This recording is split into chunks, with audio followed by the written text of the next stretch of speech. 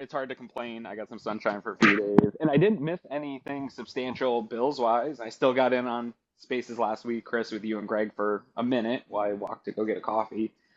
But then when I came back, we got some Bills news that everybody's already probably talked about ad nauseum here. But Leslie Frazier, haven't got to really talk to you necessarily, Chris, or you, Joe. Leslie Frazier stepping out for a year from coaching, will be back to coaching, not specifically with any team yet, has been talked about. But what are your guys' thoughts? I know we talked about the idea of a new defensive coordinator a bunch, but now that it happened, what were you thinking?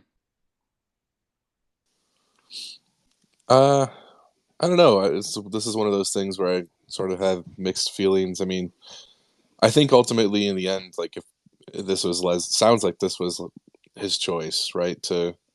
Um, to take some time. Who knows what the factors were behind that choice, right? Like I don't know if he felt pressure from um, the organization or from the fan base or both. If that played a role or played a significant role, I'm not sure. But I don't know. I mean, Leslie seems like a great guy. He's clearly a great coach. People have had a lot of things to say about, his role with the team and their difficulties sort of getting over the hump in the playoffs. But I think the results overall have been really strong, and I'm interested to see what things look like this coming season without Frazier, and obviously we've got a couple of big unrestricted free agents that have played key roles in the defense. So it'll be interesting to see if they're able to come back in 2023 and have a top five defense like they have had in recent years. Uh, I I'm definitely not mad. I'm not jumping out of the window over ecstatic or anything. It's something that I felt like after the playoffs happened and I saw the discourse, I was mad and like emotional when it came to Frazier just because like it felt like it was an underwhelming performance when you needed to have your defense playing at top tier and they didn't. And there's a lot of factors for that happening. It's not just Leslie Frazier, of course. Like that's McDermott's defense, and you could talk about, maybe miscues from the players, miscommunications. You could talk about the offense struggling. It wasn't all on Frazier, but I'm someone who does think that the roots have to be cut at some point, and there has to be change made in a direction where I feel like you can re-galvanize your defense or re-galvanize the staff. With Frazier, I think he's a great coach. I definitely was one of the people who thought he did deserve to be a head coach in this league and was surprised he didn't get that job. Although I know the league is generally trending younger. And I think with this team, it was something where I'm glad it ended up being something of a mutual decision. I don't want to say fully, but something because he a good coach, but I think it was time to see change. But if that change didn't happen this year, I also wasn't going to be mad because we know that this defense has been good for so many years and they've made a lot of strides since McDermott's got there, since Frazier's got there, and they've become a consistent top tier defense in this league. But I am kind of excited to see the direction they go in now, especially because I feel like this is putting the ball more in Sean McDermott's court where if he's not inheriting, he's the coach, but if he's the one who does decide to take the reins on the defense, how does it change? Do they become more aggressive? Are they implementing more schemes and sub packages that they do last year? I think there's a lot to be excited about, but it doesn't mean that I'm totally happy Frazier's gone. I did like what he ran. There were just some minor adjustments I would have liked to see. Yeah, I'm cool with all you're saying there. My problem is the discourse on Leslie Frazier, and I know Twitter's not real life, but just the way I think people were celebrating, and I understand that there's a lot of frustration associated to the defense in big spots, in big games, but I also think it's preposterous how people are just totally throwing out the entire body of work over three performances, and I don't think it's fair. Leslie Frazier should probably have the same type of hype and thought about him as a Vic Fangio does. I think their resumes aren't far off. I think they're both really good, well-respected coaches that are liked by the players. similar ages. Like they should have similar paths, but Bills Mafia acts like this guy's just a terrible coordinator and we're better off without him. I think Sean McDermott would rather still have Leslie Frazier here than having to take over the reins of the defense. I think he will. I'm interested, to Joe's point. I think there is some excitement in that to get some answers. We don't know how much this was Leslie Frazier's defense, or maybe in big spots how much Sean stepped in or didn't. I do still think there'll be changes. I think this was time for a different set of eyes, a different play caller in game, having a different pulse of the team in the game. But I don't think we're going to see major changes. I think some of the stuff we've seen of people saying how they're just going to be like play a ton more man and do a lot of press. I just don't think that's in Sean McDermott's. I think he'll be a little more aggressive, but I can't see him just totally changing the scheme. I think he and Frazier both believed in the scheme. They believe in it's okay to give up yards and make sure that you just don't give up, the bend but don't break, play zone, try to be in the perfect spot. I think those are all core fundamental philosophy they believe in. It's small tweaks, maybe not running the same coverages as often, maybe playing a little more press man, maybe getting out of nickel a little bit once in a while, but I'm talking minor amounts of change percentage wise. Yeah, I mean, you don't really want to change a ton when you've had the overall success that you've had, right? I mean, you want to make the adjustments that you need to in order to keep progressing, but Yeah. you've got a certain personnel in place, the system, if you start to switch things up too much, then maybe you don't have the right players for these big switches. So it's not really, it doesn't make a ton of sense to. For sure. If we want players to play fast, which I think is what we all want, is what the players want, it's not necessarily changing everything because that's going to slow it down for them. It's kind of just taking some of the stuff off their plate and simplifying things is all you need. Small tweaks. This is a good defense. Eric Turner, the OG here, talks about it a lot. Like they've done a good job getting pressure on quarterbacks, especially early, but they haven't been able to stop a quick passing game. So some different coverages, a little bit more press with your bigger athletic corners now, stuff like that to limit, situationally some of what has worked against your stout defense. And that's trimming up the fat. That isn't what Twitter wants it to be, where it's we need a whole new defensive coordinator, a new scheme, and we need to blitz more. Like just doing the opposite of what you've done isn't always the fix. Like they're on a good trajectory. They've been at the top more than not against their peers. It's just tweaking this stuff and getting it down to where some of those mistakes are not as glaring. I will say this. This was something I also noticed too, and I think it's a defense of Frazier. But the injury bug has to be addressed when you talk about Leslie Frazier, when you talk about the defense. At the beginning of the season, when you saw the healthy D-line, Vaughn playing on the end, and you had the D tackles, no one had any major issues, and they were playing to their strengths. On paper, what Brandon Beane and McDermott built in the offseason was going to be a top 10, maybe even top 5 defensive line. They were on pace just from watching them and seeing what they were capable of to be a dominant unit. Then you also have to talk about Micah Hyde going down.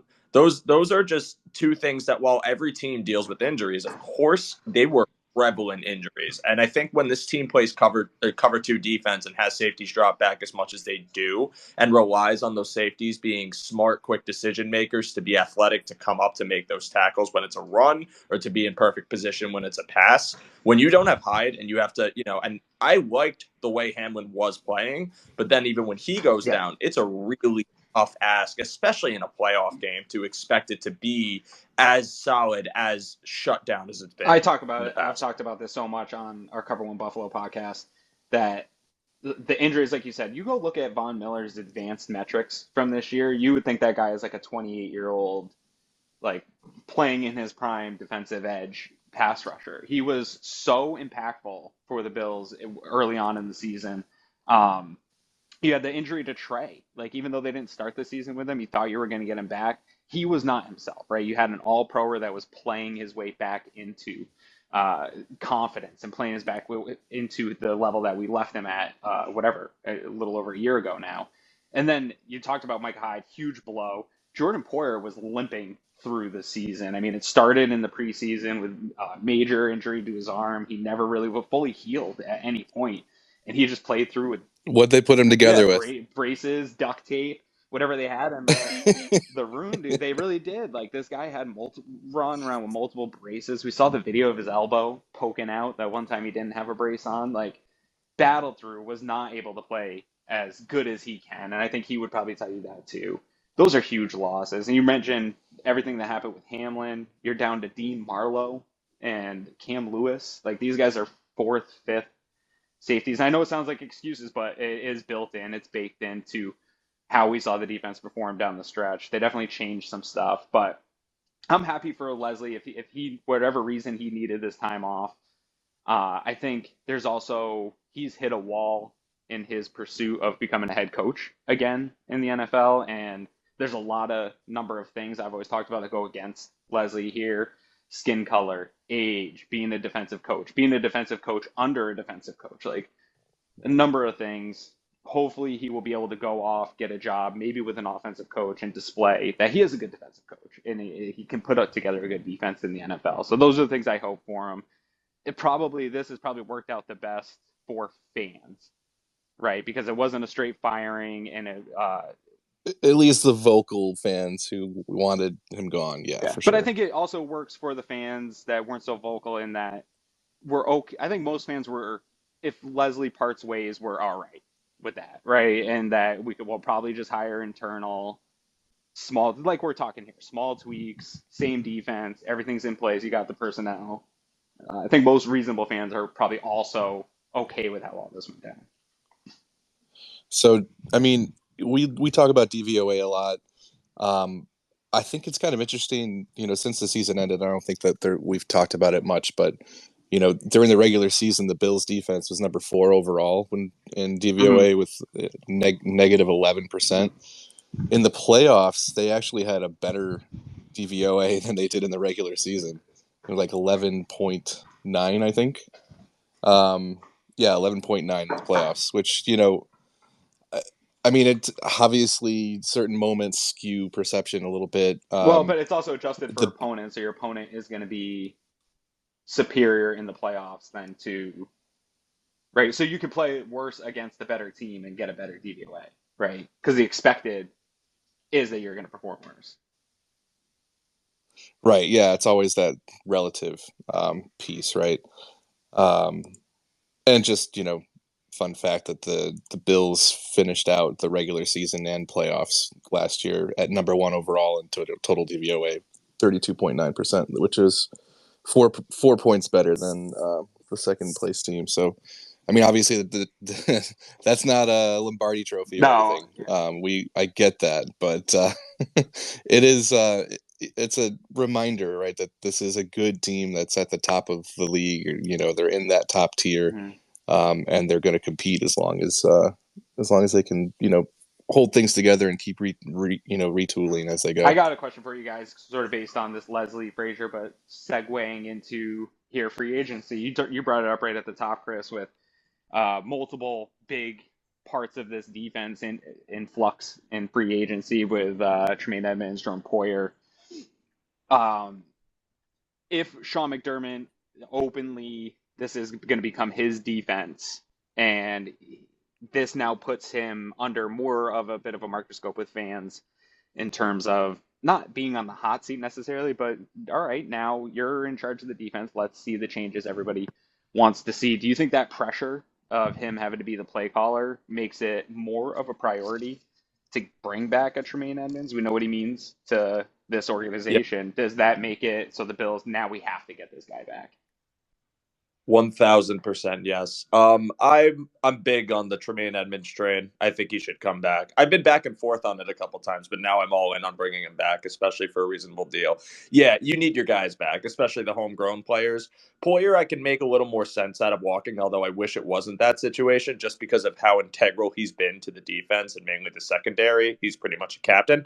But the age, the injuries, the money that he's going to be given in his season is justifiable for letting him go pursue that for a team that can have the wiggle room to give that to him. But Tremaine Edmunds needs to come back. Not only is he going to be affordable if you extend his deal, he's 24. so you can have him play until he's 30 years old, and you're shoring up one of the most important positions in your front seven. He is the Mike. He's the captain of your front seven. He's amazing in the passing game. He's one of the best coverage linebackers, if not the best coverage linebacker in the league. To let him walk, especially when you're inheriting the defense and you need to be making play calls, and obviously this is indicative to your future in Buffalo, would be just absolutely insane. Unless a team genuinely poaches him for more money, which could happen.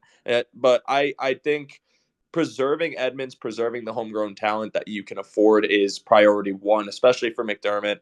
You know, if he's taking over, he's going to find ways to use him more creatively. He's going to continue to have him in his role. It's going to be much more difficult to find, especially in this year's draft class and free agency class, which unless, I know the chat's been beating the drum for Levante David, so I guess that'd be the suitable replacement if he does walk. But let's just say David is gone, Edmunds is gone. This draft class isn't deep enough to get a new Edmunds, at least from what I've seen so far. And granted, my knowledge is still limited.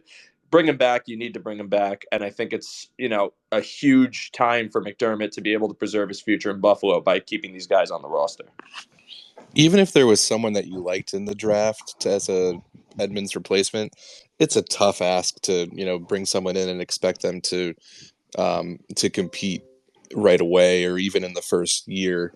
It's just, they would for sure need to bring someone in free agency too. You can't just rely on, even if it's a first rounder, if they can't bring Edmunds back, they got to sign someone else, whether it's Drew Tranquill or Levante David, whoever they like in that spot.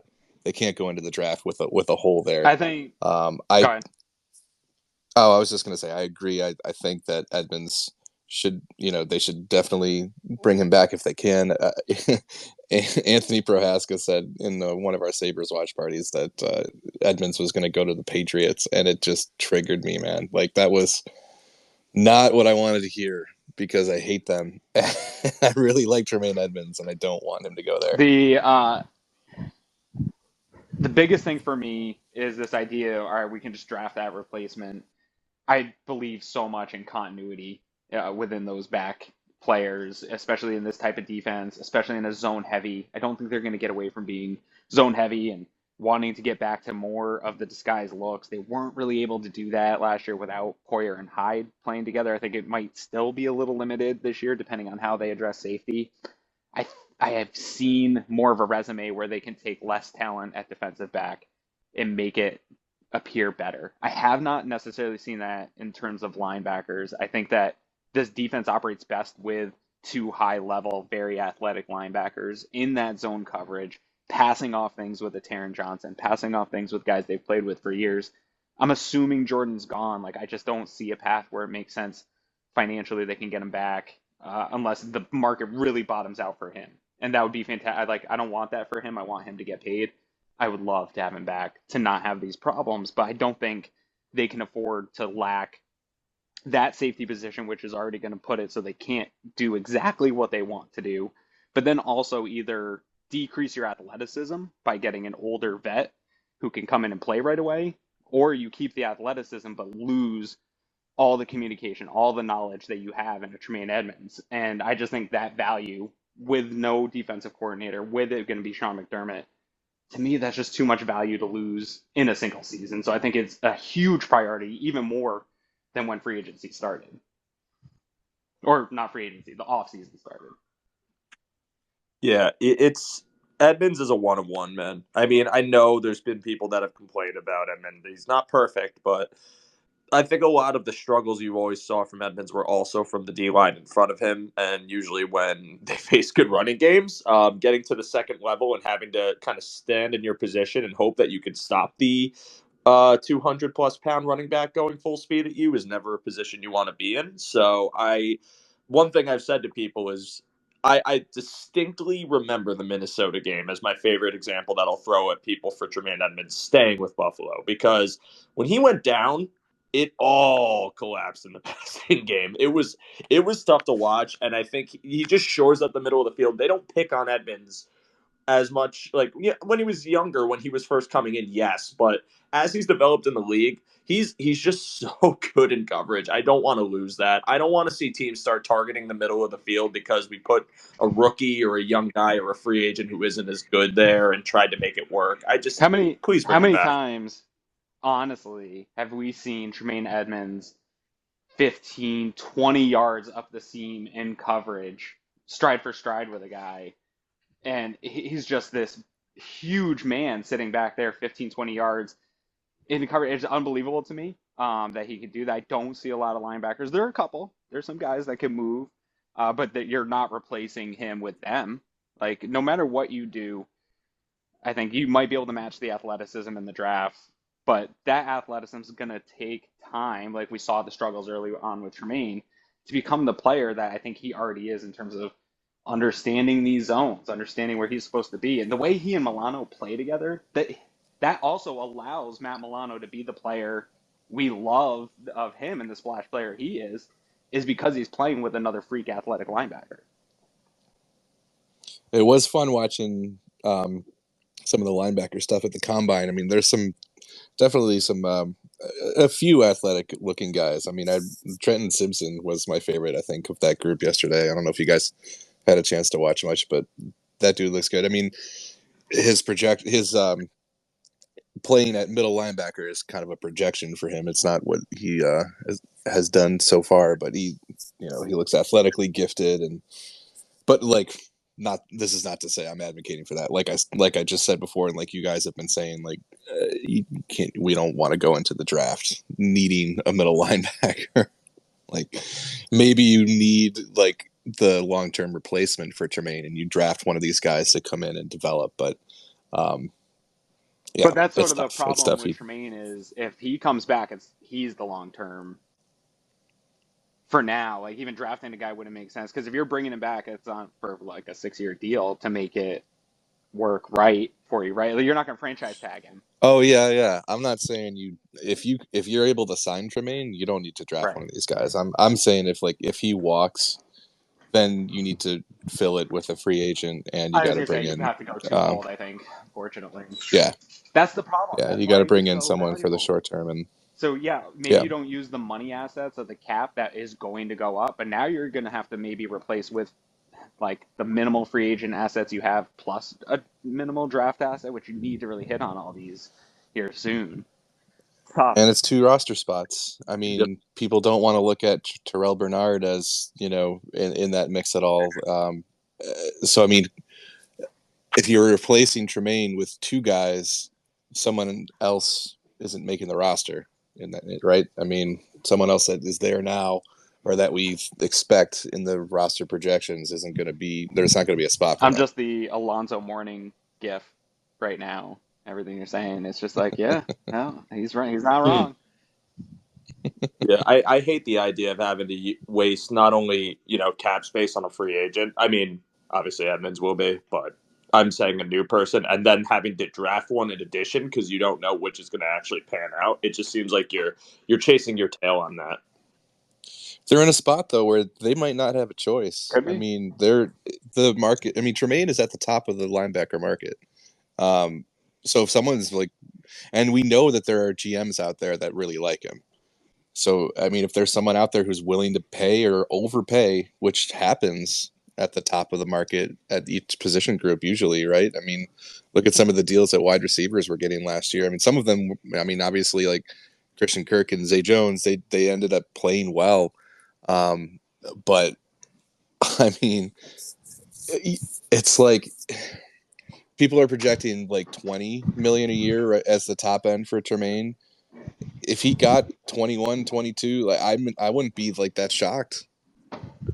Yeah, I mean, this is how markets go, right? Everyone is sort of setting it all the time, and every once in a while it's a weird name that is setting it because of a perceived value. So there for sure could be someone. I do think Brandon Beane's going to be able to get creative because, like Joe said, and Greg Thompson's talked about a number of times, of the age. I feel like you can make a long-term investment, use some Pagula bucks up front, make it look exactly what his agent wants it to look like across that ticker tape, but also make it friendly enough to we can make some move, we can restructure it later, we can move money around and absorb it. It's going to be more than fans want, no matter what. Even if they get a decent, return deal on this guy, and the contract's very team friendly, the investment in linebacker position in general is going to be more than most people want. One thing that I wonder about in this whole conversation about Tremaine, to what extent is he aware of the, all of the things that people are saying about him online over the past X years? Because it's not like just now, obviously. People have been complaining about Tremaine Edmunds for as long as he's been on the team. And I think it's only gotten worse, even though he's gotten better. So, it worries me a little bit. In the sense that I would hate for a vocal minority in the fan base to affect a player's perception of that organization and the fan base. So Yeah. I don't know if you guys have any thoughts about that, or have seen anything to indicate whether. I don't think he's put anything out No, there he to doesn't. that effect. But Before I see you, Will. We'll get right over to you. To that point, I think every single player knows what's being said about them on social media. Maybe not every, that's a generalization, but like 98% of people know there's somebody in their life telling them, whether or not they're on social media, somebody, an agent, somebody is looking at it, telling them. I don't think it impacts all of them. The ones that it impacts are the ones that Tyrell Dotson, Isaiah McKenzie show up in threads where their name is, but they haven't been tagged because they're searching their name and it bothers them. I hate it, like they really probably shouldn't, but I think Careful, he's going to join the space. he might. But I think Tremaine knows how some fans feel about him, but I think he also knows how league GMs feel about him and people around the league, coaches. And I guarantee you already they're in Indy. Tampering periods in the NFL are the biggest. That's more of a myth than the salary cap. He and his agent already know the value that he's going to get in free agency, probably even before they got to Indy, but definitely this week. And so that's why I see this could happen fast, where he already knows the value. And if the Bills have a deal on the table for him already, he could sign before free agency starts because knowing what teams already have out there for him has already happened, right? Like we all know tampering exists. So I think he knows both how fans and how the league feels about him, both financially and just as a player. Yeah, I would hope that starting middle linebacker in the NFL wouldn't take the criticism. I don't want to say wouldn't take the criticism to heart, because you want to be inspired by the people that are hating on you. You want to take that fuel. But he is a middle linebacker in the NFL. Yeah. He knows infinitely more about the playbook, infinitely more about just playing in the NFL than any of us do, because none of us have played. His dad was an NFL player. His brother, like their whole family is professional athletes. They know. Yeah. And to me, it's like, if people are saying mean things about you on Twitter, I'm hoping you're at a position where you just scoff at it, because it's like, all right, man, like, yeah, sure. I need to get more involved in the blitz. Yeah, man, I totally messed up this play. That wasn't my fault. Like, it's probably entertaining to a lot of people, but you do get the people with thin skin for whatever reason that just can't handle pressure and look themselves up on Twitter and be like, man, shut up. People say mean things about me. I do feel confident that his relationship with the team and the coaches matters way more than his relationship with the fan base. I just worry. Like, I would hate for that to be a significant factor in someone's decision, especially when it's this type of dialogue that really is rarely based in any sort of reality, right? People just like hating on him to hate on him. Yeah, I think it's similar to like PFF grades. I think they just kind of scoff at, like, these people just don't know, and that's okay. But Whittle, you've been patient. I see you right here. What's up, man? Khalil Mack. What did you say? Whittle loves Tremaine. I'm sure he wants to weigh in on Tremaine. Oh, no, he's... Yes, I love Tremaine, but Khalil Mack is supposed to be getting released. I can't... You got some music going in the background or something, man? It's hard to hear. I think he wants... Khalil Mack. I think he's talking about Khalil Mack. That's a tough one for me. Yeah, I'm in a tough spot with Edge because I'm not sure when Von Miller's coming back. And and you don't have an explosive dude, explosive bendy guy without him, and that could be a while if he sticks to more traditional non-alien recovery timelines. It could be until late in the season next year, right? And so I don't know. Can you go that whole time without that bendy, twitchy dude and do what you want to on defense? I don't know. But Khalil Mack's probably going to cost too much, right? They would have to trade for him. I mean, he's not Oh, he's I not thought Widow was a saying free he was going to agent. get released. Was the Oh, well, I mean, What's his dead cap? He's got to have a huge I dead guess cap, it's right? possible, but he's got so if he's cut before June 1st, Oh my God, he is expected to be released. there's a dead cap of $9 million in 2023 and $4.5 million in 2024, but there is cap savings, significant This is also a savings lying in season both where years. that could come out from his agent that he's being expected to be released so that he gets a trade. I don't know. The agent wouldn't have any benefit to that. I'm not sure. It's also NFL. Take it with a grain of salt. I didn't see the account before I said that, so my Okay. apologies. But Yeah, I'm think looking it up too now. about like why would he be released, right? Like he only played 1 year for the Chargers, and I remember thinking like he looked like a guy Oh, who it's the just NFL got rumor site. Yeah, you guys can't paid. listen to that. Yeah, Yeah. I was saying I saw the account name. I'm like, yeah, no, never mind. Well, I mean, if he did get released, I would think he'd be too expensive for the Bills. Like you're not gonna have. not only that, but like it tells me that the Chargers saw what some of us saw in his play last year, which is that he just at times didn't look like he was, fully I don't know how engaged, much I believe or in the Chargers though, in their organization. Like well, I don't know that they're. You know what I mean? Like they should have hired Brian Daboll, man. yeah. That was a bad decision on their part, but hey, Giants are benefiting for it. But I don't think. Yeah. Sorry, Aaron. I was just gonna say, yeah, I don't foresee Khalil Mack, if that's even true, getting with the Bills entertaining it, just because he's probably gonna still get good money. That he's as galvanized as he was a few years back.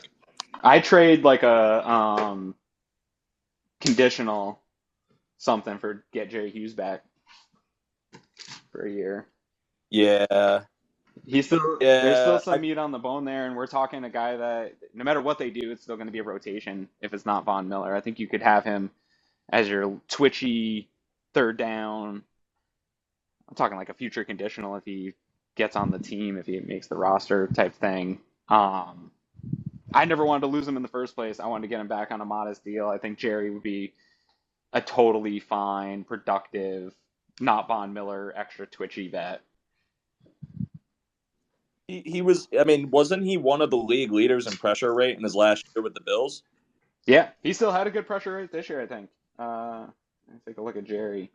Here, Jerry was still productive in terms of like PRP, things like that. He doesn't get sacks. I get it.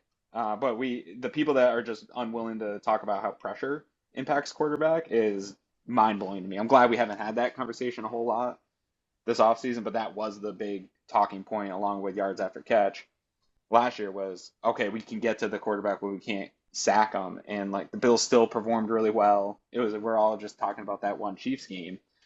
Let me see here. By player, Jerry Hughes. How'd you do last year, man? So, Aaron, while you're looking at that, I do want to pose a question to everyone speaking, because this is now, I don't want to say realistic, but I want to say it's something that we could maybe see in the draft, and it might make this entire fan base explode. Do they take a defensive end at number 27 this year? It's a possibility. It's more of a possibility than people want to accept, given the picks that have been invested at that position over recent years. But they could use some help at pass rusher. I think that if there's someone on the board, it's all going to come down to value when they're picking, right? If there's somebody who looks like a great value at that spot, more so than wide receiver, for example, I think they go for it. I still have a hard time believing that they're going to draft an interior offensive lineman in the first round. But They could. I mean, like we've talked about before, just because they haven't done it in previous years, that doesn't mean you can count on them not to do it this time. But it's a good point, Joe. I think that, I mean, defensive end is someone. It's a position they certainly could invest more draft capital on this year, especially given Von Miller's I'll situation. be pissed straight up. I will tweet anger about that. They've invested so much early capital in this position. And it's not paying off. Greg Rousseau's legitimately a good, productive pass rusher, right? Like, I'm really happy with him. I think that uh, it's it feels like Epinesa and Boogie Basham are busts, but I do think that we have to be careful sometimes with development, that not everybody develops at the same rate. You got these guys under contract.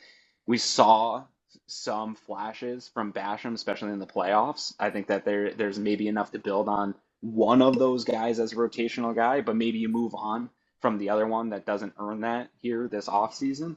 Shaq Lawson is still a really productive rotational defensive lineman. I think the frustration is that we don't know when Vaughn's return is going to be. I think he's going to tell us he'll be ready for the season opener or something crazy on Vaughncast, but there's a chance it's not until late in the year. And even if he comes back, where's he going to be at snap count wise, production wise? So I do think there's a need for it. I think an early investment. They just have so much youth and investment at this position already. I would struggle knowing that. I think this is a roster that is in good shape. But dude, if they went edge before and there's like a pretty good offensive lineman at either tackle or guards in on the board, like you would have a tough time getting me to calm down. Real quick, back to Jerry Hughes for 1 second, because I just love the guy and I think he was trashing on his way out of Buffalo by folks on Twitter. He had a 9.2 PRP last year and an 18.6 win rate, which is right there with Von Miller, Greg Rousseau. He's just one behind both of them in PRP. So still, I think both Greg Rousseau and Von Miller were doing a good job at winning and getting pressures, and Jerry Hughes is right there with them step for step still, and on a much worse defense, right? So I would love to get him back if they could. I know he's under contract, but man, that would be fun to get him back just in play as a placeholder for Vaughn. Also, I mean, if you look at there's another Houston defensive end who's going to be a free agent. That's Ogbonnia Okoronkwo. The film on him has been pretty interesting too. I know Ant has been breaking him down on Twitter, and I think Eric has been out there too with some Okoronkwo stuff. But he could be one of those guys that they could, in theory, get on a cheaper deal. He's on the younger end. I think he's almost 28, but a lot of these guys in free agency are pushing 30 or already in their 30s. But yeah, that's someone, his 2022 AAV was $3.25 million. So just to give you an idea. I want to just real quick on the topic of D-line too. I'm not out on AJ Epinesa. I'm not encouraged to say he's going to be this all-worldly pass rusher that's our future cornerstone piece. I think his best suit for the defense is going to be as a rotational guy. But I also kind of want to see him get that shot if Miller's down. I don't want Miller to be hurt. I want Miller to play. If Miller can't come back until mid-year, let's say, similar situation to Trey White, I want to see Epinesa get some more play time and get a role, because I've seen flashes from him just watching him, but also seeing this year finish with 7 sacks, 70.4 pass rush grade. He's definitely not excelling in other areas of his game, but he can make pressure. He can get home. I think the jury is still out on him. And I also feel like he's been developing a victim of the Sean McDermott rotational component, where you have a guy that has talent that could make it happen, but he isn't getting as many reps because maybe they just view him as someone who needs to learn by coming in on less snaps than the starter they have in mind. Similar situation to Elam, and maybe they wanted to baby him a little more versus someone who they signed as a free agent who's been in the league, or maybe someone from the late rounds, because what do you have to lose when a late round pick doesn't play well? There's more value to AJ Epinesa developing properly, which is a big part of why I feel like he hasn't gotten as many reps as, let's just say. It's not to compare them, because obviously it was a first round pick and he ended up being a plug and play. But they messed with his weight too, which takes time and changing the kind of your play style with that. is an adjustment. I do think we get too antsy, and I get it. We're fans. We want immediate returns. We see examples of similar area investment picks panning out first, but I do think if we looked again with an objective eye league wide, we would see development does take time, and it requires patience from a coach and a GM. Dawson Knox, like people were out on Dawson Knox real quick, and wanted to go for a Zach Ertz or whatever like that because they didn't understand the position, they didn't understand the prospect, where he was entering the league, and what type of development it would take. I think the team does know that, and that's why they exercise more patience with certain guys than they do with other guys, regardless of where they were picked.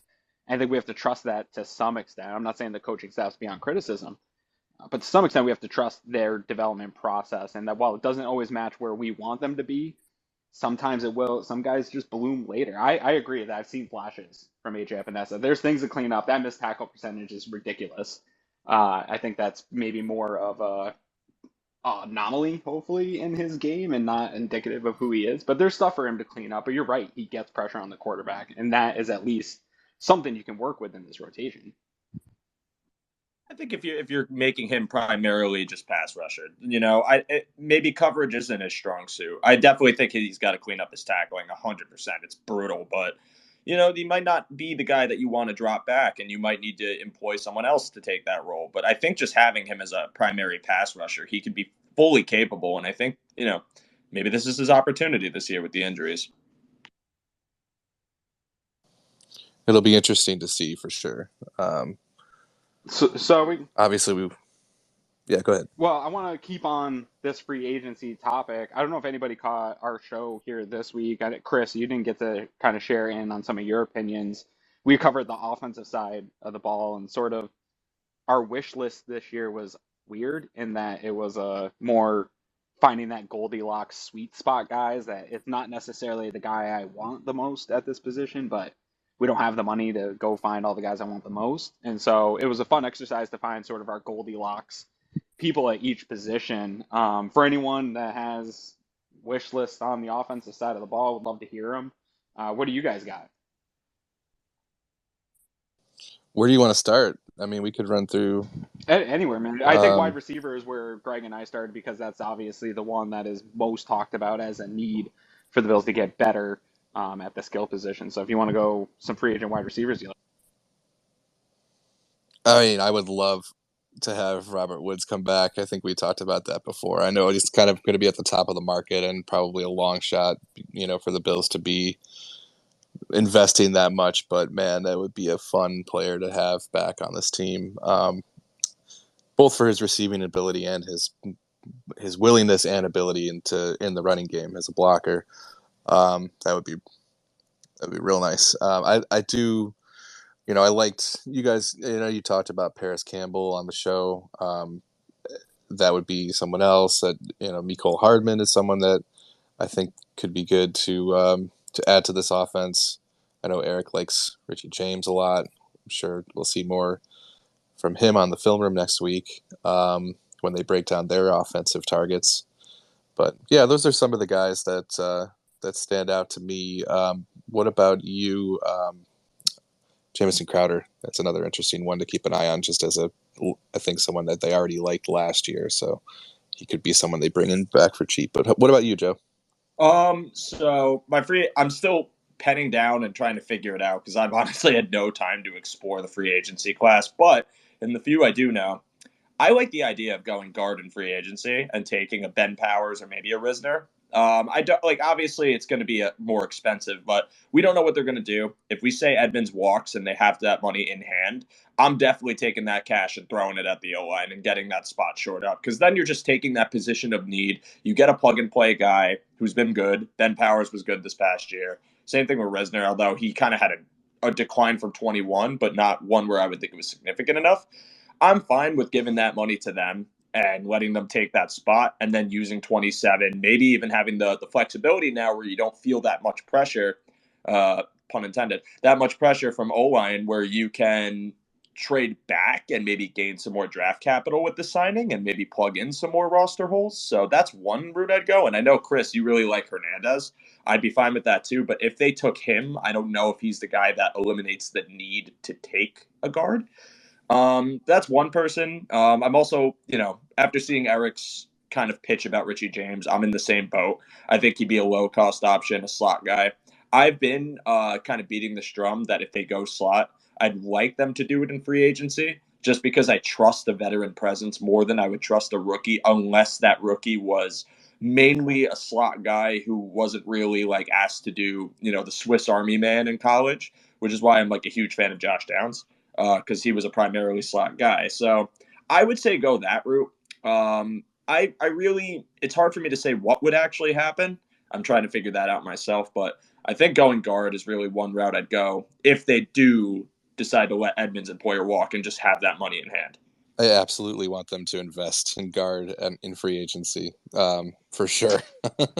Yeah, I think offensive with you on line that. is the spot any type of substantial investment. I can't get out of my head. There's a lot of talk today about tight end and being consistently talking about a second tight end and how they had that in Carolina and being able to run 12 personnel. We've heard it for years.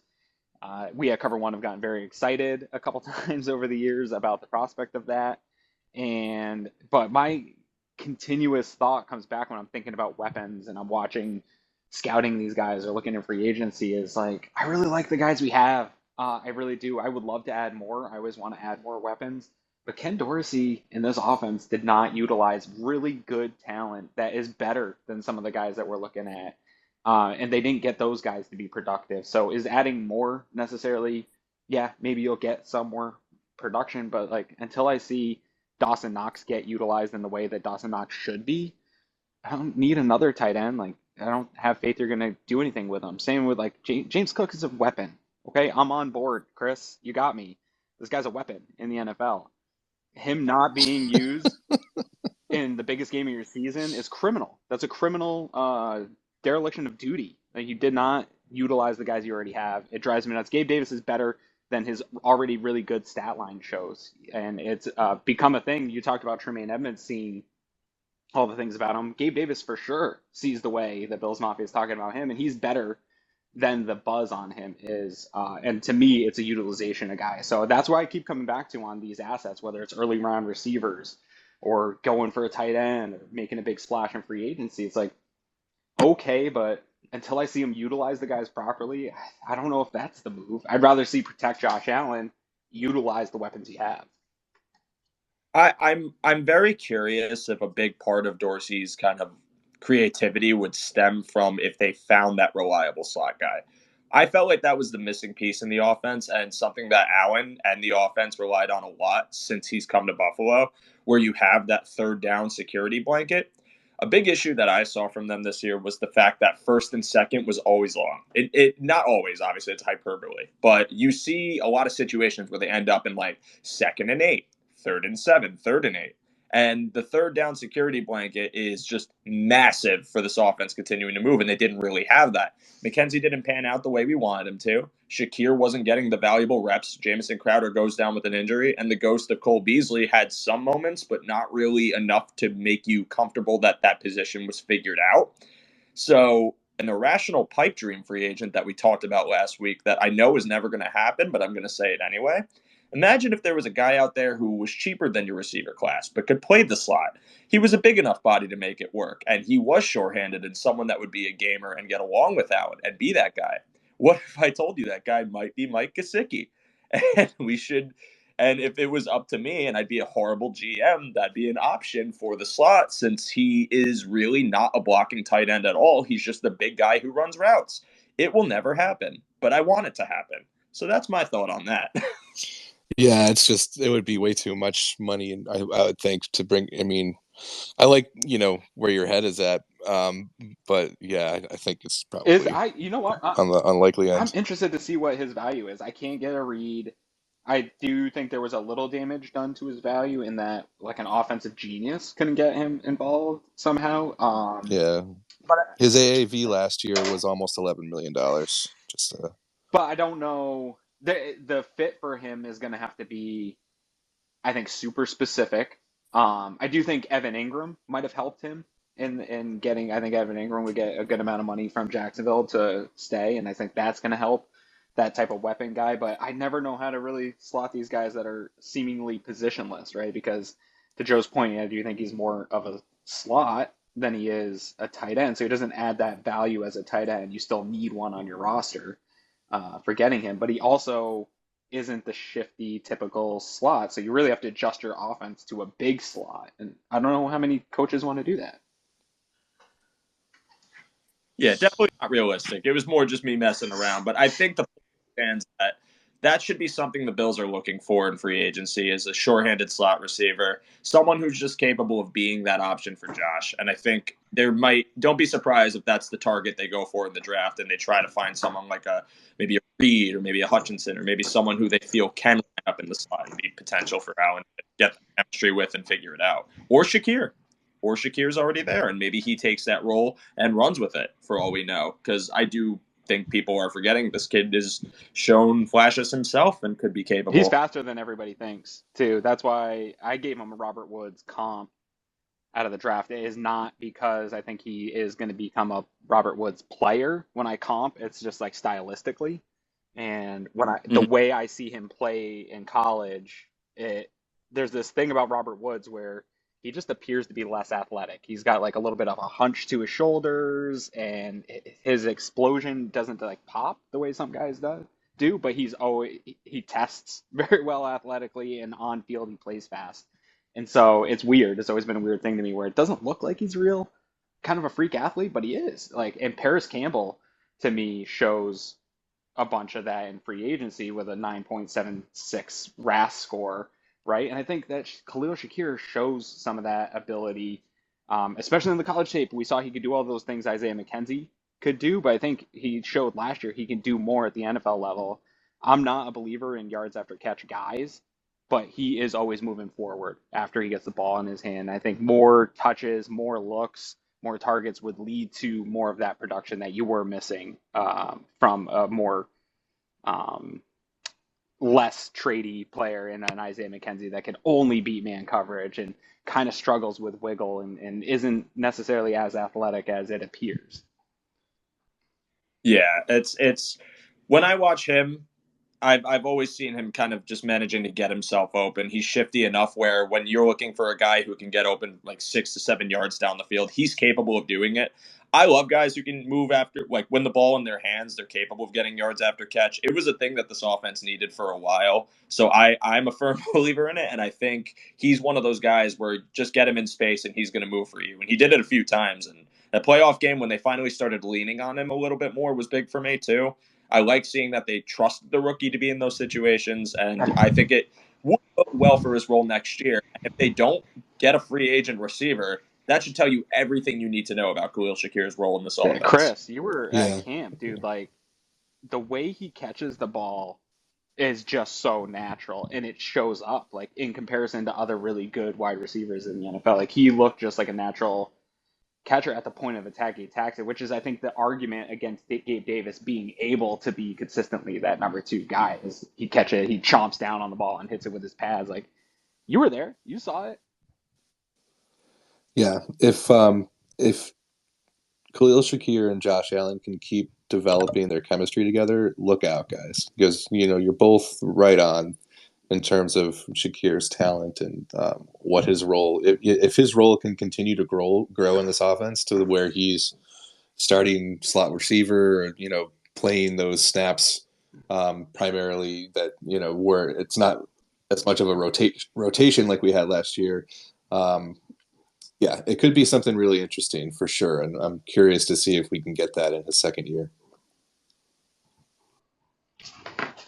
Yeah, there's gonna be a subsection of people that you guys are homers. He hasn't proven anything, but I don't know. I fell in love with what he could do at the college level, and all I need when that happens is to see somebody show those flashes early on, right? And I think he did. He showed flashes. So now for me, it's the same argument with Cook. Like, I've seen that they can do the things that they did in college at the NFL level. Now let's find them ways to get them the ball. It doesn't have to be wide receiver 2 type targets. It's let's manufacture some ways to get the ball in the guy's hands that are able to, like Joe said, move the ball on third down.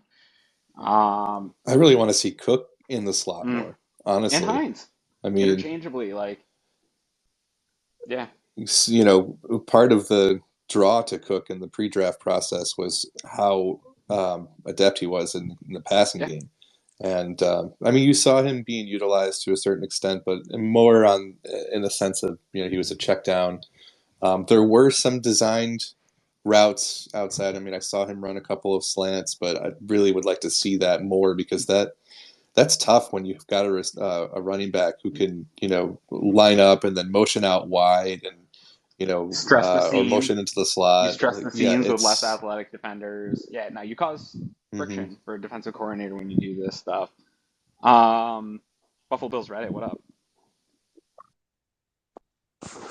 Hey guys. I decided to stay quiet during the offensive line portion, so you guys didn't have to hear me go on about Osiris Torrance for the 50th time. But I just wanted to run by a hypothetical scenario that I was thinking about as far as wide receivers go, how to kind of patch it up with a low-cost solution. And my thinking was you can X McKenzie, obviously.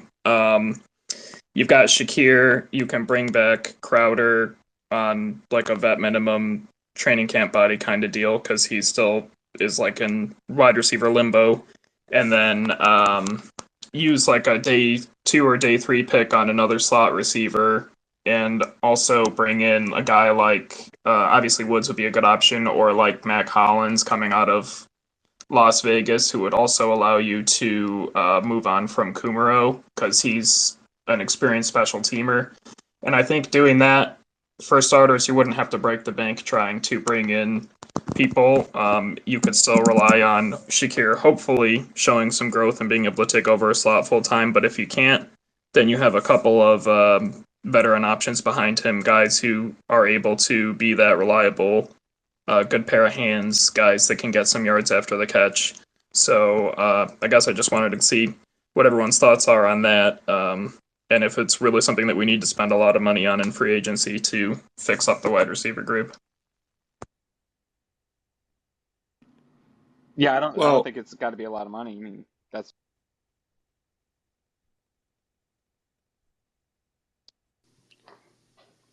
if they make a play at Woods, it would probably end up being, a lot of money. I guess you have to define what a lot of money is, but there's options out there. I think that you laid it out fairly well right there in terms of how the room could look. And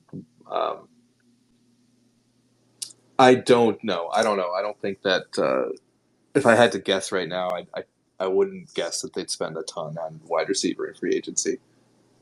I definitely don't think they're going to. I think wide receiver for them, again, what they do in free agency at that position is going to tell you a lot about Shakir specifically. But I think they value him. This is total faith in this, by the way. I have no evidence of them actually thinking this. I'm just from my suspicion. With where they drafted Shakir and how they had him get involved in that late game, I don't foresee them spending a lot of money. It's not to say they won't bring in some low-cost free agent options. Like I said, maybe Richie James, or maybe someone who could be a veteran slot presence. Maybe Crowder comes back on a really cheap deal, and that's fine. Greg Dortch. Or if Greg Dortch becomes available in free agency, I swear to God, you guys might want to unfollow me.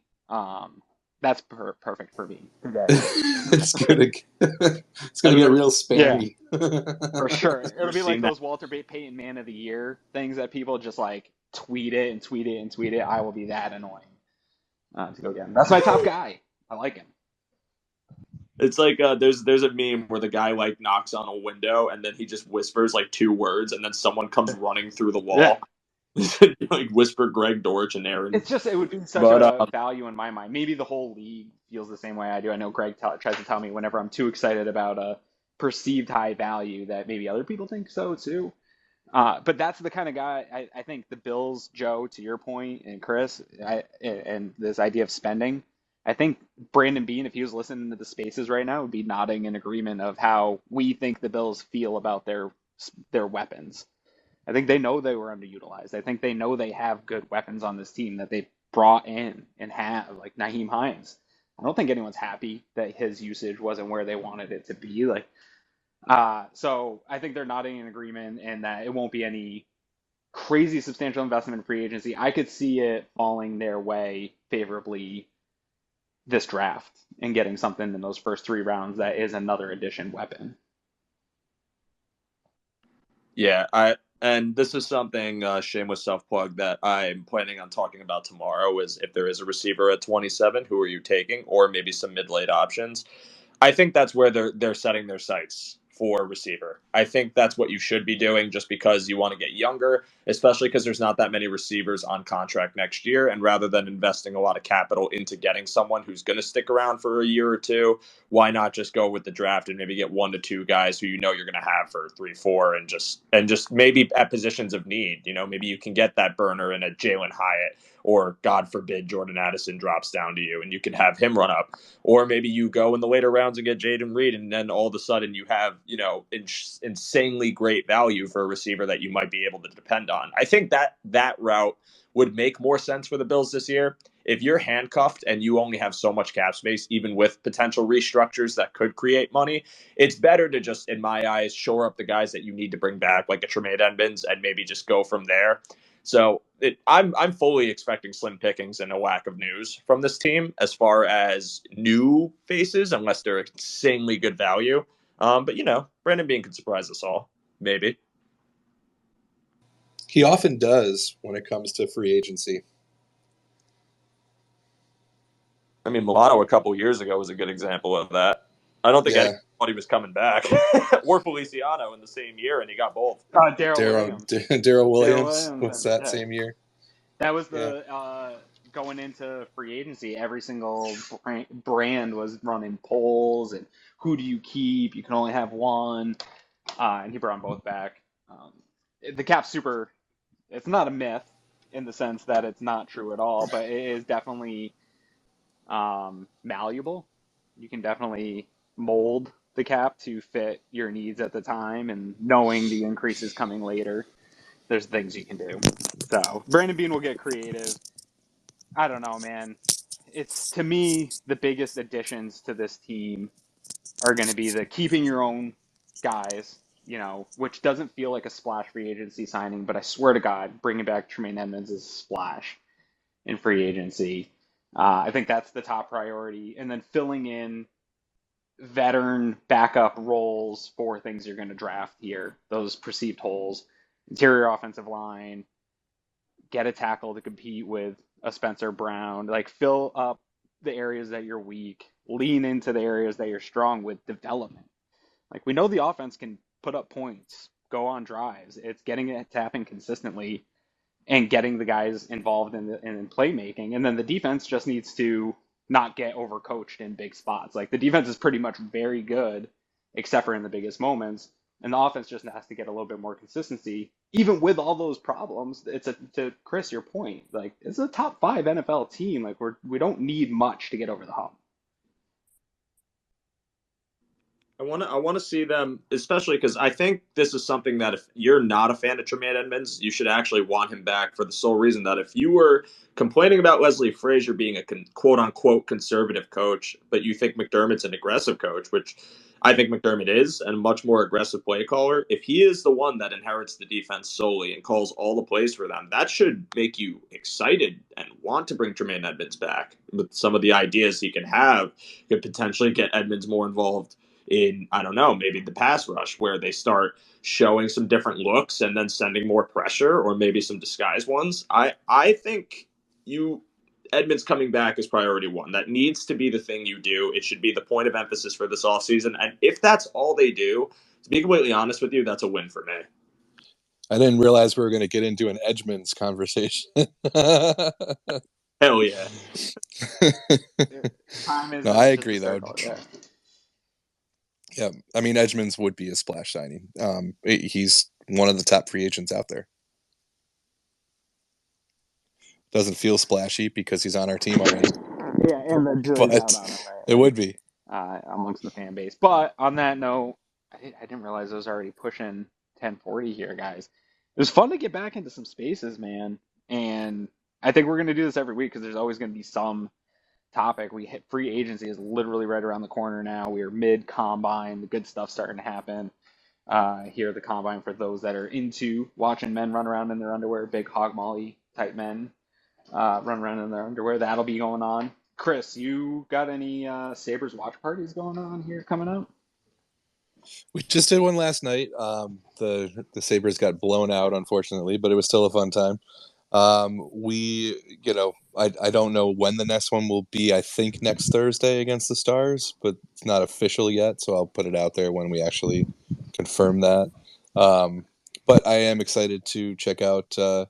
I'll give Joe a chance to plug his own show, but and then Greg Thompson's sports show is tonight, and he's going to have Chad and Ant from Expected Buffalo on to talk about the NHL trade deadline. I'm only letting you plug that because Chad and Ant are going to be doing it, but otherwise Greg cannot get a plug unless he comes on and talks to me in Spaces. That's the only way I'm going to plug him from now on. I need him in here to talk to me. What's up, Joe? How about you, man? What you say you're talking about wide receivers tonight? Yeah, so Under Review, the brand new show, we launched it last weekend. It went really well, and we were talking about our sophomore class. Tomorrow at 11 a.m., we are talking about the draft's wide receiver class, and I'm super excited. I've been looking a lot of these guys up, watching some of their film. We got some cool options, talking about the guys that might be there at 27, talking about some of your mid to late round options if you're interested. But tomorrow, 11 a.m., YouTube, Facebook, Twitch, come hang out in Under Review. Join the discussion, talk shit about me. I was gonna say, at least you're watching. I'll be in the YouTube comments just standing for Tank Dell, making sure that you guys mention him at some point. He is on the list. Yo, PFF He is on though, the list. PFF's got him. Man, I hate all these mock simulators. I can't find one that I like. PFF makes it feel like I'm stealing things, or like that some things that they got him way too high. And there's a couple like offensive linemen. I hate to say there's no way I'm getting this guy here, but it doesn't feel right. It feels like this is messing with me. So I'm interested to see where I you keep guys seeing at. people. I keep seeing people with Sidney Brown as their third round pick, and it's like, okay, I mean that probably means he's going to be like a second round pick. No, nobody knows what we're doing. No, none of us have any clue what's going on. I only did my first mock draft last night because it's like I'm like you in the sense that it's so hard before we know what's going to happen with these key free agents. I'll be honest, to my process, Yeah. I get started really late in the draft process. I don't have time to really consume college football when college football is on. And the consensus and the ideas of who these people will be as pros changes so much from September till now. It changes so much from January till now that I really jump in late and I lean on real smart people that I trust. A lot of them work here for Cover One, and I go through and do my own process as well here. But it's so hard in terms of that getting a read on who guys will be as a pro, especially with all the different big boards. So what my mock process isn't necessarily this is where those guys are going to go. It's going to be to familiarize myself with players at positions that I'm seeking for the Bills, right? And then I start to compile my own list. And that's where you see really, is this guy going to be a third rounder? So I get why people say there's no way this guy's going to go there, this guy's going to go here. But I do think it's hard, especially after the top 20 prospects in a draft, to really understand what teams think about guys. You don't know until draft night. Yeah, like Josh Downs. I keep seeing Josh Downs with the Bills' second round pick, which again, it tells me he's probably going to be picked in the 40s or something before the Bills get picked. Most of these analysts, there's no way they're following 32 teams close enough to really know the rosters and the needs. Like, we are niche on the Bills, so we really know what I think the team thinks of the roster, where you get these some outlandish takes, like they need this just because somebody looked up the stats and saw a lack of productivity at a position. That assumes people want to mock Bijan Robinson to the Bills because they don't have they don't have a stud running back. But I mean, the running back room collectively, that's just how they do it. It's a committee. Yeah, it just lacks understanding of how the team builds, their trends, how they've been, things like that. But I could keep going all day. That's the problem with talking Bills. I'm sure all these. James Cook might be a stud. I think he is. I think he's definitely a legitimate NFL weapon that you need to get the ball in his hands. I don't think that. I think the jury's decided on that one. But on that note, I think we'll have a lot of James Cook celebration discussions here this offseason for you, Chris. And otherwise, I hope you guys have a fantastic weekend, and hopefully no snow. I heard some snow coming today for Western New York, but I hope that doesn't happen. So other than that, guys, we'll do this again next week. Go Bills. Go Bills. Yeah, good talking with you guys.